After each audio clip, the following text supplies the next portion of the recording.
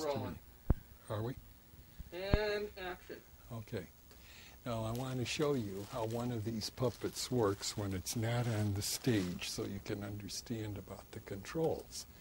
See, it has to sit inside of its track. You put this finger here which controls its head. So if I pull it a little bit, his head bows. If I pull him a lot, he will bow. Now if I pull on the back, I can take him back for his high notes, which everybody in grand opera's got to do. Now I'll bring him forward a little, and his legs move by rocking this little lever, and now I can work his arm. And the arms are controlled by rods.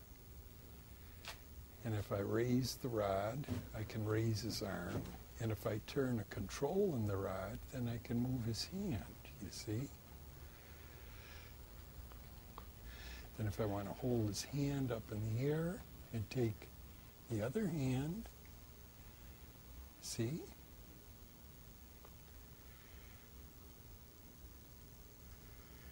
And he has all kinds of mechanisms inside.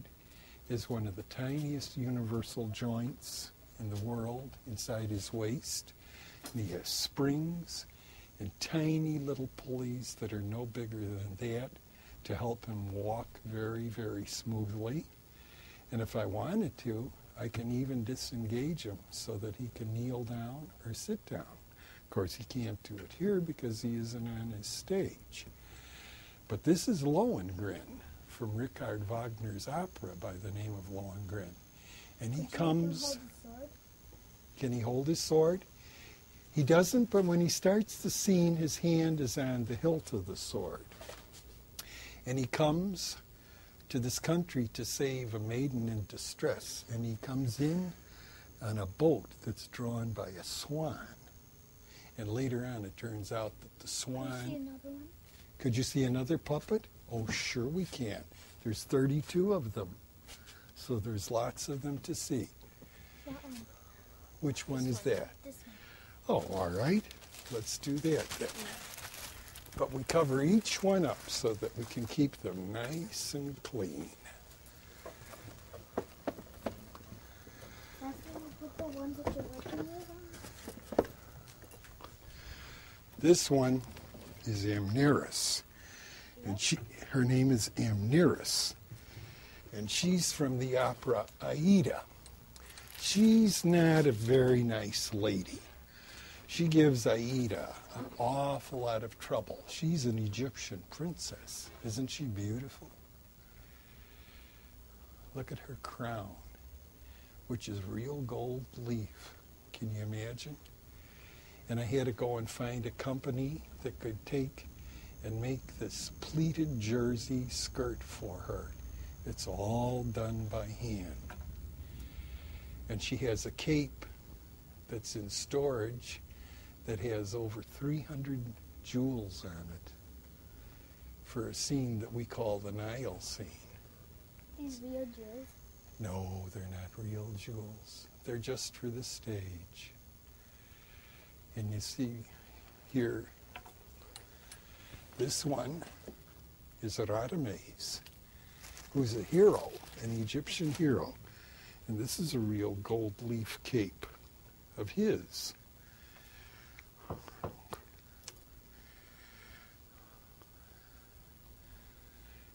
He's a great warrior in the opera. And this Egyptian princess is in love with him. But he's in love with an Ethiopian princess by the name of Aida. Isn't he handsome? See, all the puppets stand... You want to help me with that, Amy?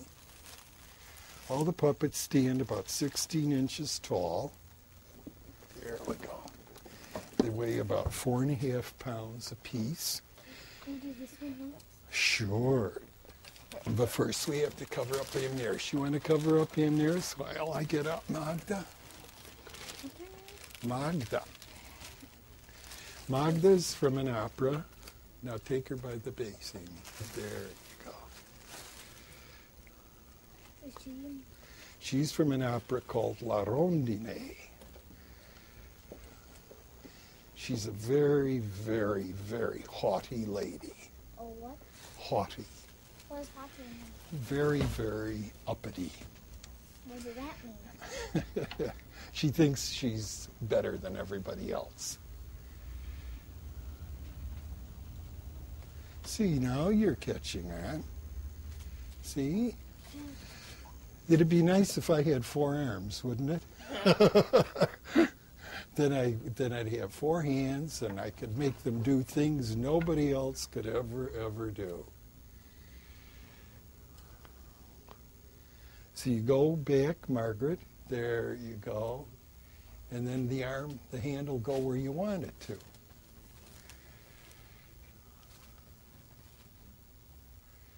See? Here, turn it. Yeah, turn it like that. Turn it like that. Then her hand will go out. See? And in the opera, she plays a piano. Of course, they always sing.